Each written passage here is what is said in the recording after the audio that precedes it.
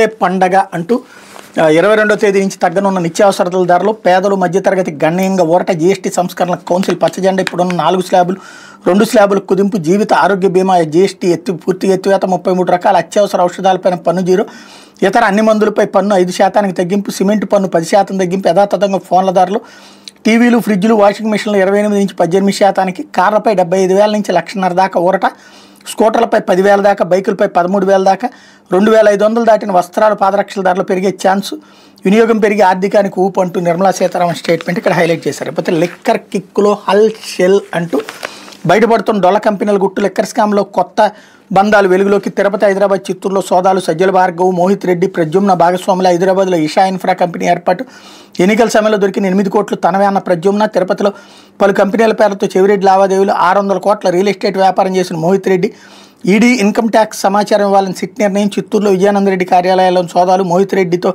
ఆయన భాగస్వామ్యంపై ఆధారాలు అన్నటువంటి వార్తని హైలైట్ చేశారు. లేకపోతే ఫేక్ల పని పడతామంటూ రైతుల ముసుగులో వైసీపీ రాజకీయ ఎరువుల రవాణాను అడ్డుకుంటున్నారు డ్రామాలు చేస్తే జైలుకు పంపుతూ అన్నదాతలు జగన్ ట్రాప్లో పడద్దు సమృద్ధిగా ఎరువులు ఆందోళన వద్దు 94,892 టన్నుల యూరియా లభ్యత మీడియా సమావేశంలో సీఎం స్పష్టీకరణ అన్నటువంటి వార్తని హైలైట్ చేశారు. లేకపోతే జైలా అత్తారిల్లా అంటూ రాజమండ్రిలో మిథున్ రెడ్డికి సకల సౌకర్యాలు జైలు గదిలో 8 ఫ్యాన్లు జైలుకు వచ్చిన 3వ రోజు నుంచే కూలరు ఇంకా మినరల్ వాటర్ మంచం టేబుల్ కుర్చీలు దుప్పట్లు మార్చడానికి టేబుల్ కుర్చీలు గది శుభ్రం చేయడానికి ఖైదీలు దోమలు రాకుండా కిటికీలకు దోమతెరలు మద్యం కేసులో నిందితుడు వైసీపీ ఎంపీ మిథున్ రెడ్డికి రాజమండ్రి సెంట్రల్ జైల్లో సకల మర్యాదలు జరుగుతున్నాయి. కోర్టు ఆదేశాలకు మించి అధికారులు సేవలు కల్పిస్తున్నారు. వారంలో ఆదివారం తప్ప మిగతా 6 రోజులు కుటుంబీకులు స్నేహితులు న్యాయవాదులు మిథున్ రెడ్డి కలుస్తున్నారు. మిథున్ రెడ్డికి చేస్తున్న సేవలు వెంటే జైలా అత్తారిల్లా అని ఆశ్చర్యపోతారు. మిథున్ రెడ్డికి ఏమైనా కావాలంటే మా పై అధికారులకు చెప్పొద్దు నాకు చెప్పండి నేను చేస్తానని మాజీ మంత్రి పెద్దిరెడ్డి రామచంద్రరెడ్డితో జైలు ఉన్నత స్థాయి అధికారి అన్నారు. దీన్ని బట్టి జైల్లో ఏం జరుగుతుందో అర్థం చేసుకోవచ్చు.